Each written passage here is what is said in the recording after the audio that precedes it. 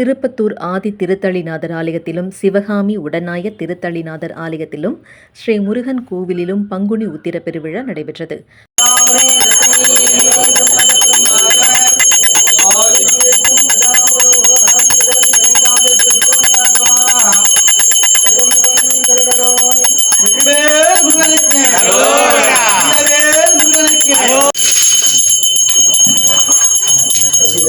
பங்குனி உத்திரத்தை முன்னிட்டு ஆதி திருத்தளிநாதர் ஆலயத்தில் உள்ள முருகன் சன்னதியில் மூலவருக்கு பால், தயிர், திருமஞ்சனம், மஞ்சள், பன்னீர், தேன், விபூதி, சந்தனம், இளநீர் உள்ளிட்ட திரவியங்களால் அபிஷேகம் நடைபெற்று சிறப்பு அலங்காரத்தில் தீபாராதனை நடைபெற்றது.